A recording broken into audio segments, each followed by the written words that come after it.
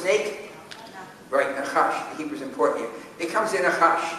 Okay, Moses goes back, meets up with Aaron. They go for the famous statement, let my people go. Pharaoh says, show me a trick. And now Aaron actually takes the stick and throws it on the ground, and it becomes a... Now what's the Hebrew word? Tanin. It becomes a tanin. Now we know that it has to be the same event that took place at the burning bush. Supposing it was King James' example, that it became a whale. Now you can see, Aaron throws his stick on the whale, and the whale is bouncing over the floor. Pharaoh would say, get out of here already. But it became the same event that took place at the burning bush, because there is no exchange between Moses and Aaron. Aaron, I wanted a snake, and you gave me a whale, or you gave me a crocodile, or you gave me a dragon. So it had to be a nachash again, it had to be a snake. And that's interesting, because tanin appears in Genesis chapter 1, which means it has to be a general category, because Adam is the only thing in Genesis chapter 1 that's not a general category. So tanin is a general category, within which falls snake. So what's the general category that snakes fall into? Reptiles. So we have the big reptiles, Tanim Gedolim, the big reptiles. Now the first translation, the first major translation, maybe the first full translation of the Bible wasn't into Yiddish. Don't mean to break it. It was into Greek, the Septuagint. Well, that's interesting. So they took big reptiles, Tanim Gedolim, and translated it into Greek. Well, how do you translate big reptiles into Greek? You don't know the word. Dinosaurus. Had the Greek been faithful to the Hebrew, the translation would have been Dinosaurus. Dino, big, terrible. Saurus, reptiles. So if you want to find Dinosaurus in the Torah, you got it right there. Just stick with the Hebrew, okay? And then look at the first Greek translation. The Greek translation wasn't faithful to the Hebrew, and so we have all this grief. Anyway, that's it. So now the next slide is... No, it's going back the wrong way. Come on, don't do this to me. Okay, we had questions and answers supposed to be talking about. So, the man had his hand up first in the back. Hi, I'm glad you put that chart up, because that was the one question I had at the end of all of this. Because you're saying that the difference in time is measured by our perspective here, looking back, and how much space you have to cover, which is expanding, and through the speed of light that it's moving also, what you really have is every day in the 6 days is very different periods of time.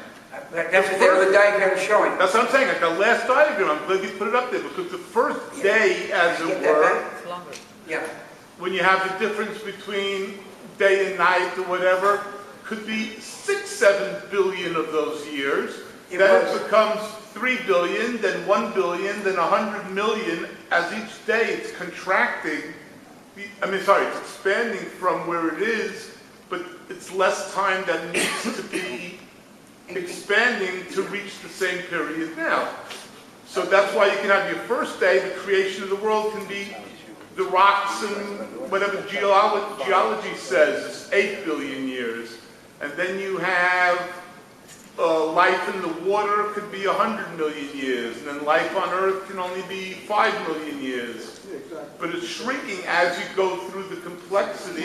You're so correct, and I'm so sorry I can't get this machine to work, but I can't get it to work. But I wanted that one, and that's the other side of this diagram. I wasn't, again, I'm not trying to be like phony modest or something. I didn't know, I showed how I wanted those colors, but I didn't do the diagram because it's a skill I just don't have anything for. But it's exactly correct, because the perception of time, there it is, good for you.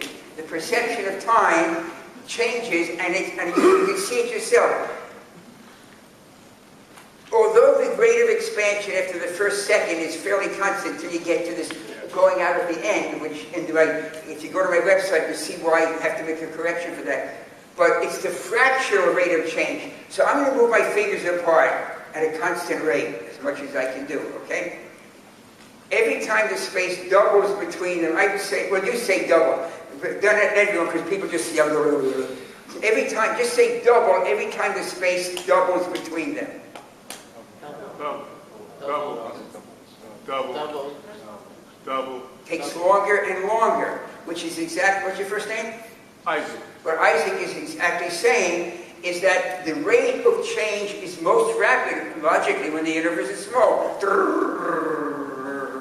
So the first day, in fact, is exactly what you said. The first day includes 7 of the 14 billion years, includes 7 billion years. Because the number is exactly what you said. The next one is 3.5 billion years. It's what, either sublinear or superlinear, whichever way you want to be looking at it.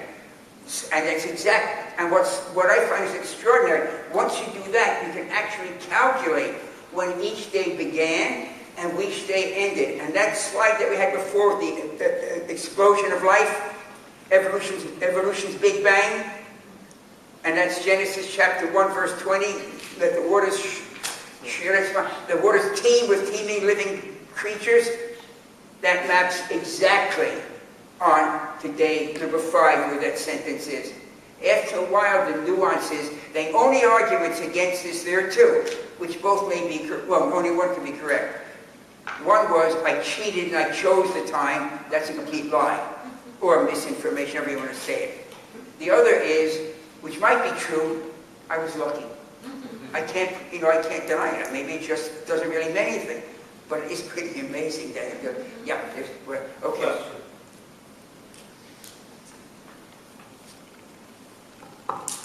Thank you, Dr. Schroeder, and it was very interesting to listen to you tonight.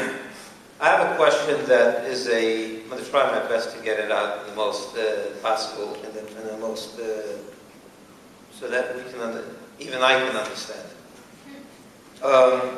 I think I understood what you said mostly. Some of it was a little above my pay grade, I will admit. But I tried to follow as much as I can.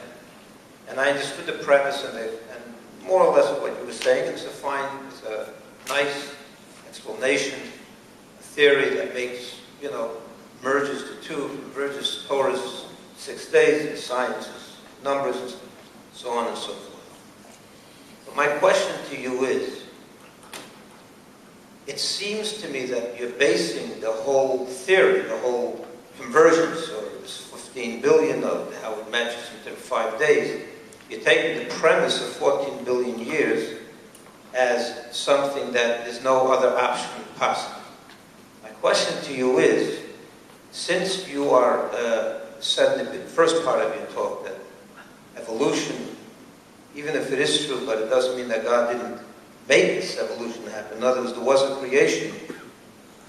If God created the world, is it possible that God is nimna ha-nimnaot, which means he can do anything, obviously. Is it possible that he created the world quite literally in the 6 days, the way we look at it backwards, as you were explaining, and that the 14 billion years, which we all know is based on certain, like you were saying, the light years, or that light travels